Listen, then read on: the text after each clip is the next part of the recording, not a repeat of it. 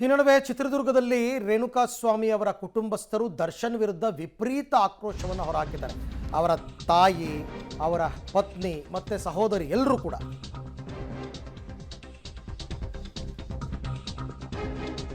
ರೇಣುಕಾಸ್ವಾಮಿ ಯಾವತ್ತೂ ದರ್ಶನ್ ಅಭಿಮಾನಿ ಅಂತ ತೋರಿಸ್ಕೊಂಡಿಲ್ಲ. ದೊಡ್ಡ ಮನುಷ್ಯನ ಗುಣ ದರ್ಶನ್ಗಿಲ್ಲ. ಸಿನಿಮಾ ಇಂಡಸ್ಟ್ರಿಯಿಂದನೇ ಆತನನ್ನು ಬ್ಯಾನ್ ಮಾಡಬೇಕು ಅಂತ ದರ್ಶನ್ ವಿರುದ್ಧ ರೇಣುಕಾಸ್ವಾಮಿ ಅವರ ತಾಯಿ ರತ್ತಮ್ಮನವರು ಆಕ್ರೋಶ ವ್ಯಕ್ತಪಡಿಸಿದರು.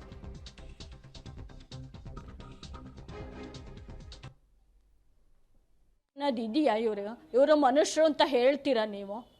ಇವ್ರಿಗೆ ತಕ್ಕವಾದ ಶಿಕ್ಷೆ ಆಗಲೇಬೇಕು. ನ್ಯಾಯಯುತವಾಗಿ ಅವರಿಗೆ ನನ್ನ ಮಗನ ಆತ್ಮಕ್ಕೆ ಶಾಂತಿ ಸಿಗಬೇಕು. ಈಗ ಹೋದ ಮಗ ವಾಪಸ್ ಬರಲ್ಲ. ಆ ಥರ ಬರ್ಬರವಾಗಿ ಹತ್ಯೆ ಮಾಡಿ ಅವನನ್ನು ಎಲ್ಲೋ ಹೋಗೋದು ಏನೋ ಮಾಡಿ ಅಷ್ಟು ನೀಚತನ ಮಾಡಿ ಸಾಯಿಸಿದಾನೆ ಅಂದರೆ ರಾಕ್ಷಸ ಅವನೊಬ್ಬನು. ಮೇಲ್ನೋಟಕ್ಕೆ ಆತ ನಟ ಇದ್ರು ಕೂಡ ಒಳಗವನಿ ಅಂತ ಕಳ್ಳ ಇದ್ದಾನೆ ಅಂತ ಇವಾಗ ಅವನ ಅಭಿಮಾನಿಗಳಿಗೆ ತಿಳಿಸ್ರಿ ಮೇಡಮ್ ದಯವಿಟ್ಟು. ಇವನು ಈ ಥರ ಕೆಲಸ ಮಾಡಿದ್ದಾನೆ ಅಂತ ಹೇಳಿ ಕೈ ಮುಗಿದು ಕೇಳ್ಕೊತೀನಿ ನಿಮಗೆ. ಈ ಥರ ನೀಚ ಅವ್ರು ಕೃತ್ಯ ಮಾಡಿರೋದು ನೋಡಿಬಿಟ್ರೆ ನನ್ನ ಮಗ ಅನ್ನಂಗೆ ಇಲ್ಲ ಮೇಡಮ್. ಆ ಥರ ಅವನನ್ನು ಹೊಡೆದು ಹಾಕ್ಬಿಟ್ಟಿದ್ದಾರೆ. ಅವನೊಬ್ಬ ಮನುಷ್ಯನ ಮೇಡಮ್. ಅವನಿಗೂ ಮಗ ಇದ್ದಾನಲ್ವಾ, ಅವನ ಮಗನಿಗೂ ನಾಳೆ ಇದೇ ಪರಿಸ್ಥಿತಿ ಬಂದರೆ ಏನು ಮಾಡ್ತಾನೆ ಮೇಡಮ್? ಅವನಿಗೆ ತಲೆಗೆ ಹೊಡೆದಿದ್ದಾರೆ, ಎದೆಗೆ ಹೊಡೆದಿದ್ದಾರೆ, ಕಾಲಿಗೆ ಹೊಡೆದಿದ್ದಾರೆ, ಮರ್ಮಾಂಗಕ್ಕೆ ಒದ್ದಿದ್ದಾರೆ, ಬೆನ್ನು ಮೂಳೆ ಮುರಿದಿದ್ದಾರಲ್ಲ ಮೇಡಮ್. ಇದಕ್ಕೆ ಏನಂತ ಹೇಳಬೇಕು ಹೇಳ್ರಿ? ಮತ್ತೆ ಮೋಸದಿಂದ ಕರ್ಕೊಂಡು ಹೋಗಿದ್ದಾರಲ್ಲ ಇವರು.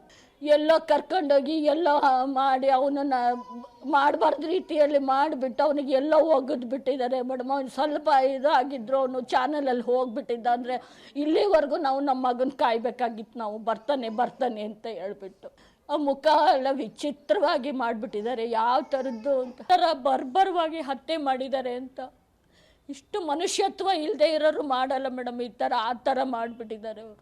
ನಟನಾಗಿ ಈ ಥರ ಹೇಯ ಕೃತ್ಯ ಮಾಡಿಸ್ತಾರೆ ಅಂತಂದರೆ ಇವರಿಗೆ ನಟರು ಅಂತ ಹೇಳ್ಬೇಕಾ?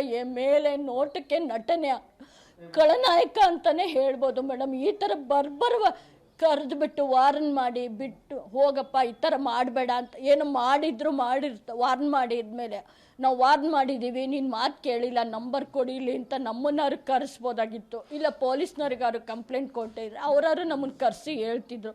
ಯಾರೋ ಮಾಡದೇ ಇರೋದು, ಏನೋ ಹಾಕ್ದೇ ಇರೋ ಅಶ್ಲೀಲ ಫಿಲ್ಮ್ ಹಾಕಿದ್ದಾರೆ, ಕಾಮೆಂಟ್ ಮಾಡಿದ್ದಾರೆ, ಚಾಟ್ ಮಾಡಿದ್ದಾರೆ ಅಂದರೆ ಇದಕ್ಕೆ ಕೊಲೆ ಮಾಡೋಷ್ಟು ನೀಚ ಮಟ್ಟಕ್ಕೆ ಹೋಗ್ತಾನೆ ಇವನು ಅಂದರೆ ನಮಗೇನು ಗೊತ್ತಾಗಬೇಕು ಮೇಡಮ್? ಹಂಗಾರೆ ಯಾರೋ ಮಾಡಿರ್ತಾರೆ, ಎಲ್ಲರೂ ಮಾಡ್ತಾರೆ ಪ್ರಪಂಚದಲ್ಲಿ. ಇವರು ಸುರಸುಂದರು ಅಂತ ಮಾಡಿರ್ತಾರೆ, ಅದನ್ನು ತಪ್ಪು ಅಂತ ಹೇಳ್ತಾರೆ.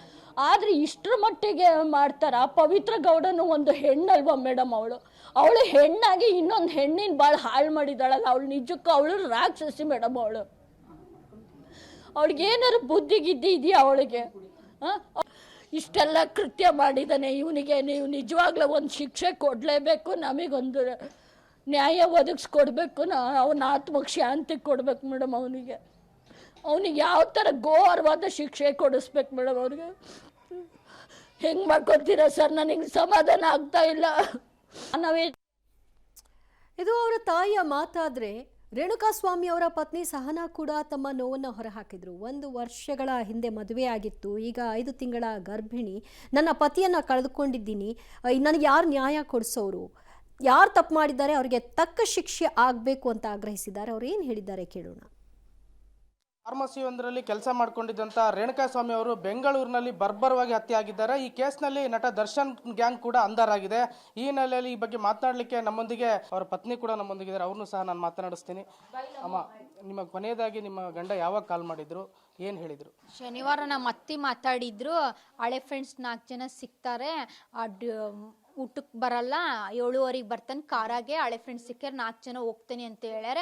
ಅಲ್ಲಿಂದನೇ ಫೋನು ಸಂಜೆಯಿಂದನೇ ಸ್ವಿಚ್ ಆಫ್ ಮಾಡಿಬಿಟ್ಟಾರ.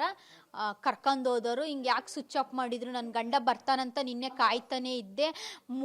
ನನ್ನ ಗಂಡ ಅಕಾರವಾಗಿ ಕೊಲೆ ಮಾಡಿದ್ದಾರೆ. ಮೂಗ್ ನೋಡಂಗಿಲ್ಲ, ನನ್ನ ಗಂಡ ಥರನೇ ಅನಿಸ್ತಲ್ಲ, ಆ ಥರ ಕ್ರೂರವಾಗಿ ಮಾಡ್ಯಾರ. ತಪ್ಪೆಲ್ಲರೂ ಸಹಜ ಮಾಡೇ ಮಾಡ್ತಾರೆ. ಬಿಟ್ಟು ಕಳಿಸಿದ್ರೆ ಆಕಿತ್ತು. ನಮ್ಮ ಜೀವನ ಹೆಂಗೆ ನೋಡ್ಕೋಬೇಕು? 28ಕ್ಕೆ 1 ವರ್ಷ ಮದುವೆ ಆಗಿ 1 ವರ್ಷ ಆಕಿತ್ತು. 28ಕ್ಕೆ ಒಂದು ವರ್ಷ ಮದುವೆ ಆಕಿತ್ತು. ನಾನು 5 ತಿಂಗಳು ಬಸ್ರಿ ಇದೆ. ನಿನ್ನ ಮನೆ ಡ್ಯೂಟಿಗೆ ಹೋಗಿ ಬರ್ತಿದ್ರು. ಜೀವನ ಹೆಂಗ ರೂಪಿಸ್ತಿತ್ತು. ವಯಸ್ಸರ ತಂದೆ ತಾಯಿ ಇದ್ದಾರೆ, ಒಬ್ಬನೇ ಮಗ. ಹೆಂಗೆ ನನ್ನ ಜೀವನ ಹೆಂಗೆ ಮಾಡ್ಬೇಕು. ಅವಳು ಪವಿತ್ರಗೌಡ, ಅವಳು ಒಬ್ಳು ಹೆಣ್ಣಾಗೆ ಸುಮ್ಮನೆ ಅದು ತಪ್ಪು ಮಾಡೋದು ಸಹಜ. ಎಲ್ಲರ ಮೆಸೇಜ್ ಇದ್ದೇ ಇರ್ತತಿ.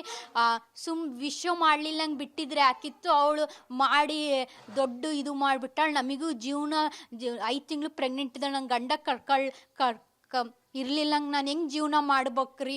ಹೌದು, ಭಾಳ ಕಷ್ಟ ಆಗ್ಬಿಟ್ಟೈತ್ರಿ. ಎಲ್ಲ ನಿನ್ನೆ ಅವ್ರದ್ದೇ ನೆನಪಾಗೈತ್ರಿ. ಬರೀ ನಾನು ಹೆಂಗೆ ಜೀವನ ಮಾಡ್ಬೇಕ್ರಿ ಅವ್ರು ಇಲ್ದಂಗೆ. ಹೆಂಗೆ ಸಾಯ ಮಟ್ಟ ಪಾಪು ಬೇರೆ ಬರ್ತದೆ. ಪಾಪು ಪ್ರೆಗ್ನೆಂಟ್ ಇದ್ದಾನೆ ಅಂತ ಹೇಳಿದ್ರು ಬಿಟ್ಟಿಲ್ಲಲ್ರಿ. ಅವ್ರು ಕ್ರೂರಿ, ಅವ್ರಿಗೆ ಹೆಂಡ್ರ ಮಕ್ಕಳು ಇಲ್ಲೇನ್ರಿ. ಪೊಲೀಸರಿಗೆ ಒಪ್ಸಿದ್ರೆ ಹಾಕಿತ್ತು. ಕಾನೂನಿಗೆ ಯಾಕೆ ಕೈ ತಗಂದ್ರಿ. ಹಿಂಗೆ ಹೇಳಿದ್ರೆ ಬಿಟ್ಟು ಕಳಿಸಿ. ಪ್ರೆಗ್ನೆಂಟ್ ಅಂತ ಹೇಳಿದ್ರು ಬಿಟ್ಟಿಲ್ಲಲ್ರಿ. ಅವರು ಮನುಷ್ಯನ್ರಿ. ನಿಮ್ಮ ಗಂಡ ಮೊಬೈಲಲ್ಲಿ ಯಾವಾಗಲೂ ಬ್ಯುಸಿ ಆಗಿರ್ತಿದ್ರ, ಏನಾದ್ರು ಮೆಸೇಜಸ್ ಮಾಡ್ತಿದ್ರಾ, ಅಥವಾ ಯಾರ ಜೊತೆ ಯಾವ್ದು ಜಗಳ ಆಡ್ತಿದ್ರಾ, ಏನು ಅಂತೀರಾ? ಮನೇಲಿ ಯಾವ ರೀತಿ ಇರ್ತಿದ್ರು ಅವರು? ಜಾಸ್ತಿ ಮಾತಾಡ್ತಾನೆ ಇದ್ದಿದ್ದಿಲ್ಲ. ಡ್ಯೂಟಿ ಇನ್ಚಾರ್ಜ್ ಬೇರೆ ಆಗಿದ್ರು. ಅಪ್ಪಳೊಳಗೆ ಹೊಸ ಬ್ರ್ಯಾಂಚ್ ಒಳಗೆ ಇನ್ಚಾರ್ಜ್ ಪೋಸ್ಟ್ ಇಕ್ಕಿತ್ತು. ಡ್ಯೂಟಿ ಆಗಲಿ ಮನೆ ಆಗಲಿ ಅಷ್ಟೇ ಇದ್ರು. ಫ್ರೆಂಡ್ ಸರ್ಕಳು ಒಳ್ಳೆಯವರೇ ಇದ್ದರು. ಈಗ ನಮ್ಮ ಜೀವನ ಹೆಂಗೆ ಮಾಡೇನ್ರಿ. ಡ್ಯೂಟಿಗೆ ಹೋಗಿ ಬರ್ತಿದ್ರು. ಮದುವೆಯಾಗಿ 1 ವರ್ಷ ಆಗಿತ್ತು.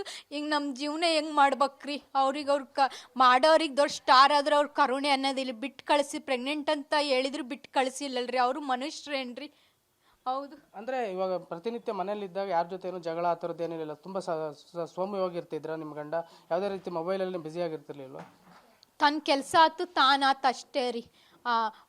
ಡ್ಯೂಟಿಗೆ ಹೋಗಿದ್ರು. ಈಗ ಇನ್ಚಾರ್ಜ್ ಬೇರೆ ಆಗಿದ್ರು. ಡ್ಯೂಟಿ ಫ್ರೆಂಡ್ಸ್ ಸರ್ಕಲ್ ಕರೆದ್ರು ಮನೆಗೆ ಬೈತಿದ್ದೆ ಅಂತಾರೆ.